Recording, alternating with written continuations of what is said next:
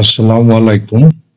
বাংলাদেশের সর্বক্ষেত্রে এখন যে নামগুলো বারবার উচ্চারিত হচ্ছে তার মধ্যে একটা নাসা গ্রুপ, এক্সিম ব্যাংক, এই দুইটা নাম একেবারে উল্লেখযোগ্যভাবে মানুষ কম বেশি সবাই এখন চেনে। এক্সিম ব্যাংকের সাবেক চেয়ারম্যান ও নাসা গ্রুপের কর্ণধার নজরুল ইসলাম মজুমদার ও তার স্ত্রী নাসরিন ইসলাম, মেয়ে আনিকা ইসলাম, ছেলে ওয়ালিদ ইবনে ইসলাম ও তার স্বার্থ সংশ্লিষ্ট প্রতিষ্ঠানের 52টি ব্যাংক অ্যাকাউন্ট অবরুদ্ধের আদেশ দিয়েছে আদালত। মঙ্গলবার আদালত সূত্রে জানা গেছে, 3 ফেব্রুয়ারি ঢাকা মহানগর দায়রা জজ ও সিনিয়র বিশেষ জজ আদালতের বিচারক মোহাম্মদ জাকির হোসেন এই আদেশ দেন। দুর্নীতি দমন কমিশনের উপপরিচালক সালাউদ্দিন অবরুদ্ধের আবেদনটি করেন।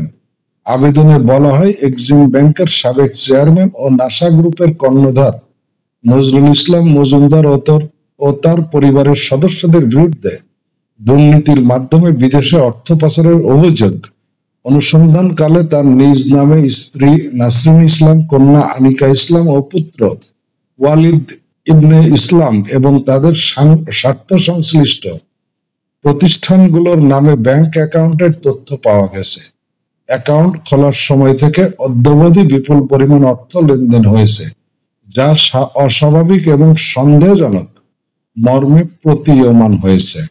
বিভিন্ন সূত্রের তথ্য থেকে জানা গেছে, অভিযোগ সংশ্লিষ্ট ব্যক্তিরা তাদের নামীয় ব্যাংক অ্যাকাউন্টগুলোতে রক্ষিত অর্থ উত্তোলন করে অন্যত্র সরিয়ে নেওয়ার চেষ্টা করছেন। এসব ব্যাংক অ্যাকাউন্টে রক্ষিত অর্থ অন্যত্র সরিয়ে নেওয়ার আশঙ্কা আছে। এমত অবস্থায় 52 ব্যাংক অ্যাকাউন্ট অবরুদ্ধের নির্দেশ প্রয়োজন।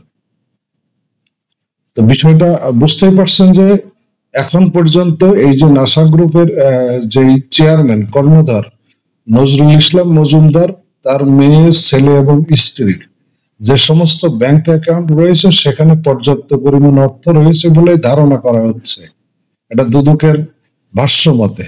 এবং এই অর্থগুলো যে কোনো সময় অন্যত্র পাচার করা হতে পারে বা সরিয়ে নেওয়া হতে পারে বলে আশঙ্কা করা হচ্ছে। আর সেই কারণেই এই নজরুল ইসলাম এবং তার পরিবার এবং ব্যবসা প্রতিষ্ঠান সংশ্লিষ্ট 52টি ব্যাংক অ্যাকাউন্ট অবরুদ্ধ করার আবেদন করেছে দুদক। এবং তার প্রেক্ষিতেই কিন্তু আসলে যেটা ঢাকা মহানগর দায়রা জজ ও সিনিয়র বিশেষ জজ আদালতের বিচারক জাকির হোসেন সেই আবেদনের প্রেক্ষিতে এই ব্যাংক অ্যাকাউন্টগুলো অবরুদ্ধ করার আদেশ দিয়েছেন।